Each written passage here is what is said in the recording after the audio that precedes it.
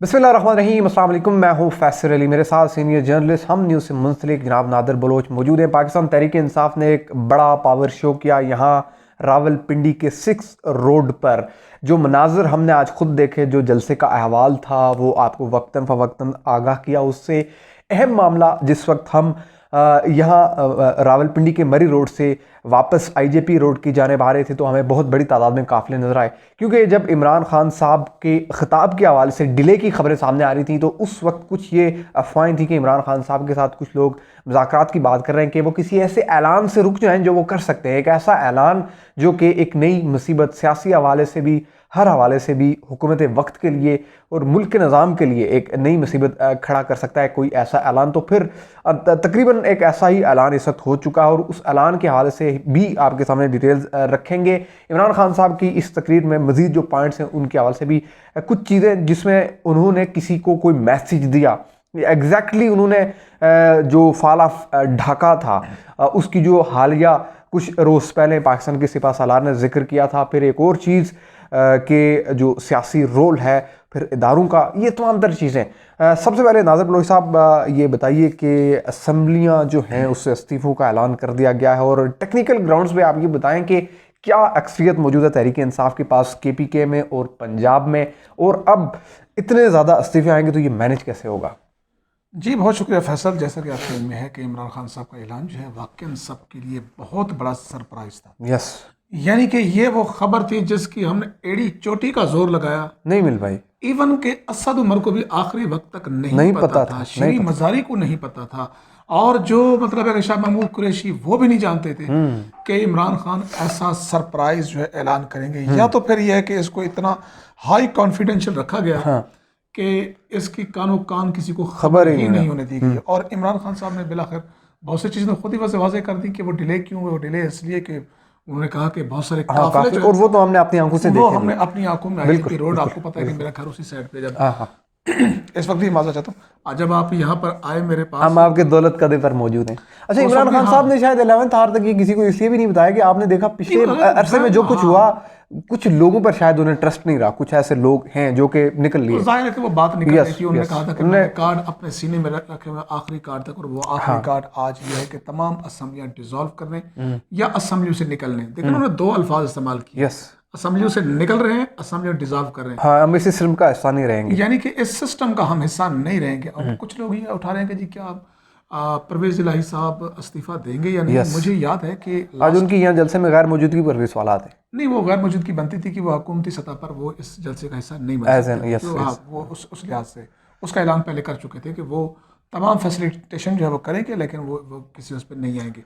ये सवाल कि असम्बलियाँ अगर तहलील हुई तो क्या परवेज इलाही इसके ऊपर मतलब है कि इमरान खान के हुक्म पे करेंगे। यानी मैं आपको अहवाल, कुछ दिन पहले मेरी मुलाकात हुई थी अपना यहाँ पर चौधरी मोनिस इलाही, यस, हम साथ थे, आप थे उसमें जी, पंजाब हाउस में जो मुलाकात हुई थी और आपने सवाल पूछा था। हाँ, तो उसमें जनाब आपको याद होगा मैंने सवाल किया था, तो उसका क्या जवाब था कि उतनी देर लगेगी जितनी देर में कलम और कागज पर दस्तखत करने में समरी पे कितना टाइम लगता है, अब इसको आप कह सकते हैं। तो यानी कि सब हक्के बक्के रह गए कि शायद वो कोई इसका पॉलिटिसाइज जवाब देंगे या कोई ऐसी बात करेंगे कि जिससे ये अंदाजा उतरे कि ऐसा नहीं है। तो अब बज़ाहिर की हकीकत यह है कि मुस्लिम लीग काफ जरदारी के साथ जा नहीं सकती, नून लीग के साथ खड़ी नहीं हो सकती। अब उसकी सारी सियासत जो है वो PTI के कंधों पे खड़ी है, PTI के साथ खड़ी है। इमरान खान साहब का इस वक्त तोती बोल रहा है। और इमरान खान साहब के इस ऐलान के बाद कुछ लोग ये कह रहे हैं, मैं सुन रहा था कि जी अगर अदम एतमाद की पहले अदम एतमाद आ जाए असेंबलियों में तो फिर तो क्या हो।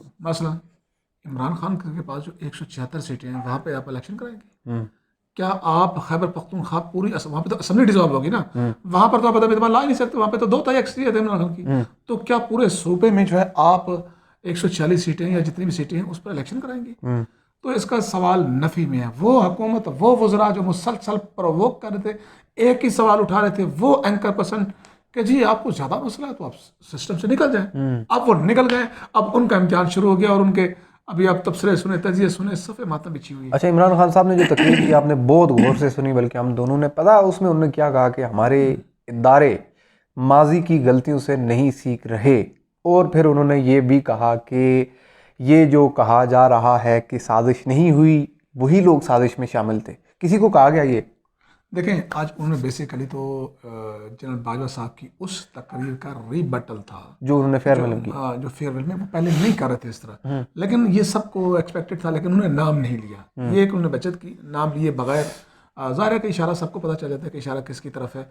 तो उसमें उन्होंने कहा कि साजिश के बारे में कहा, सैफर के बारे में कहा, और असद मजीद के बारे में कहा कि वो उस इजलास में कौमी सलामती कमेटी की जो इजलास था उसमें क्या कहा। यस। तो सारी बातें उन्होंने एड्रेस की। उन्होंने कहा साजिश का हिस्सा था। अच्छा, बड़ा यानी अगर वो साथ ये भी कहा, अगर साजिश नहीं भी थी आप रोक तो सकते थे ना। हाँ। असल में ये जुमला क्यों कहते हैं पता है आपको? इसकी वजह, आपने रास्ता क्यों नहीं रोका? इसकी वजह ये है, मैं बताता हूँ आपको। हमारे एक साथी हैं कल वो गए हुए थे, अच्छा नाम नहीं लेना था लेकिन मैं ले चुका हूँ। तो वो गए हुए थे कराची, तो वहाँ पर बहादुराबाद में ना MKM के जो कन्वीनियर हैं उनसे मुलाकात हुई। तो उन्होंने सवाल किया, तो उन्होंने कहा कि मोबाइल निकालो, रिकॉर्ड कर लो। अच्छा, वो था तबीयत का ऐसा बंदा है कि ज़ाहिर अखबार हाँ, अखबार वाली तबीयत है। तबीयत है ना, तो इसलिए कैमरा नहीं निकाला था ना वो, यानी कि वो इस हद तक प्रवोक हो गया था कि वो ये सच उसके सामने कह दे। उन्होंने कहा जी नहीं, मुझे वैसे इत्मीनान आप कह दें। तो उन्होंने कहा कि जी पहले जब हम निकलना चाहते थे तो हमें निकलने नहीं दिया गया, अब जब हम नहीं निकलना चाहते थे तो मैंने कहा गया अब निकल जाए। अच्छा, तो ये इस तरह की ओवरऑल तो बता इमरान खान दें। साहब को तो बहुत सारी चीज़ें पता है, और वो जैसे वो बार बार ये कहते हैं कि मुझे एजेंसीज के अंदर से रिपोर्ट्स मिलती हैं, तो ज़ाहिर है कि उनके ताल्लुक तो है फिर एक ख़ास। अच्छा, आज एक खास किस्म का बॉडी लैंग्वेज इमरान खान साहब का देखने को मिला। एक तो आमतौर पर जख्मी होने से पहले वो हम देखते थे कि खड़े होकर ज़रा वो हाथों के इशारे होते थे, ज़रा मुक्का लहराते थे, ज़रा हाथ ऊपर करते होते थे। आज वो बैठ कर ही उन्होंने गुफ्तगू की। वो बहुत एक्स्ट्रा ऑर्डनरी किस्म की एक उनकी तबीयत में एक ठहराव था आज। ये क्या वजह थी?